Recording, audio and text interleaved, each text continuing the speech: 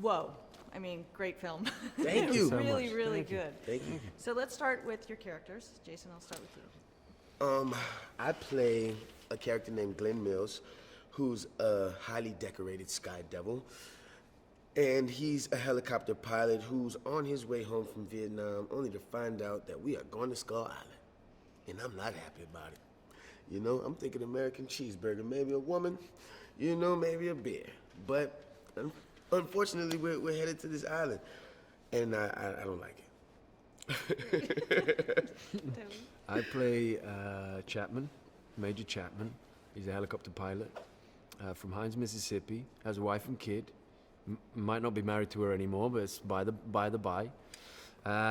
Still loves them very much. He wants to go home, but at the same time, there's an opportunity to make some money, to deliver some people to a place. It seems worthwhile until, you know, a monkey starts throwing palm trees through people's windows. And then it's a problem. Speaking of that monkey, King Kong, Yes. what is it, do you think, that people find so interesting about this character, iteration after iteration, and what makes this iteration different from the ones before it? And I'll start with you, Jason. I think what makes Kong so special is the fact that he has a lot of human-like characters characteristics that you can really relate to, but at the same time has such an edge to him, you know what I mean? It's such an edge to somebody who can like flick you, like, you know what I mean? Like a match, you know? And through time, you know, he's just gotten better and better and better. And now with this film, I think he might be at his best potentially, you know? You might be right. Yeah, I think he's right. I mean, I love the way in this film, this version, we're so close to the time we're in now, right? We're not back in the 20s. We're at this time, 70s, end of the war, and we see him in his habitat, and we stay with him there. You know, we don't chain him up and bring him over on a boat, because what boat brought him over before? You know what I mean? I want to see that boat. The Titanic sank, let me tell you something. Furthermore, it's the biggest Kong ever, you know? He's a 100-foot our Kong, you know? Yeah, pretty amazing. And how would you describe Skull Island? It is full of mosquitoes and bugs and giant things everywhere and microbes in water. That's Right. yeah. Right, but it's the most beautiful, like Skull Island is the most beautiful, untouched, fresh place that you could ever go, but at the same time it's very eerie, very scary. You know what I mean? A lot that can happen. Yeah. A plant could probably eat you, you know? I believe that. And speaking of Skull Island too, there was a lot of location shooting here. Yes. How do you, this is such a cinematic film too, how do you feel those places contributed to that cinematically, and what was that like, shooting in those different locations? They lent everything to it cinematically. You know, every time you were in a place, you were like, my God, you know, wow, where are we? You know, but it sometimes took a long time to get there. You know, we set out at 5:15 and we got to base camp at 8.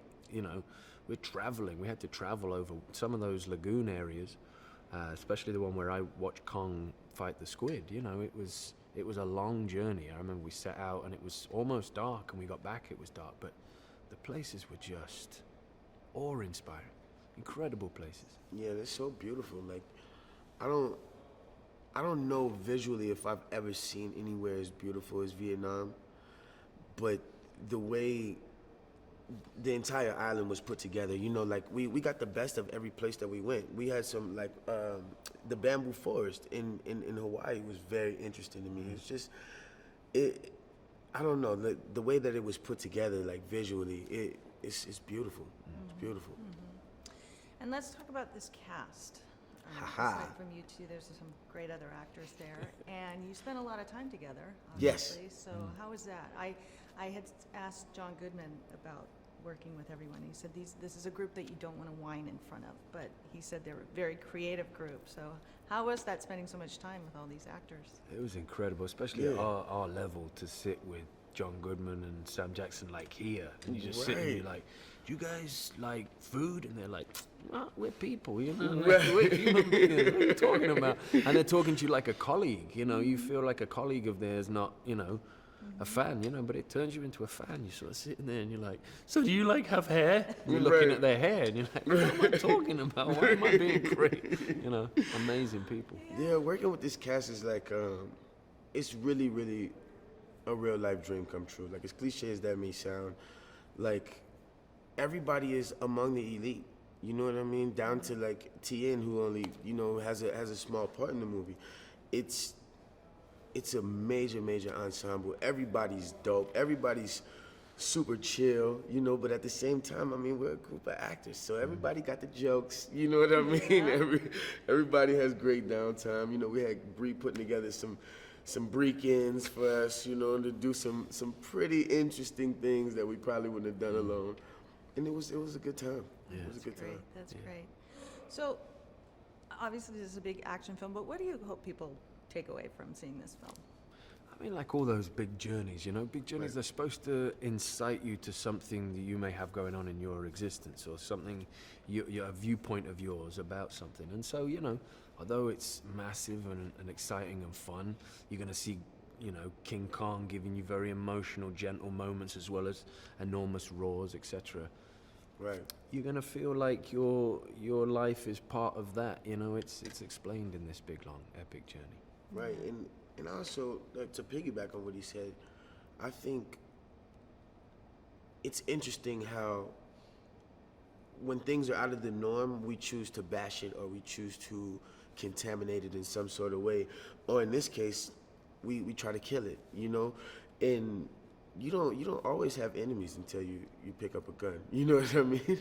So it's a very interesting thing to see. Yeah. Yeah. Well, it was really good. It was really good. So Thank you. congratulations. Thank you. Thank you.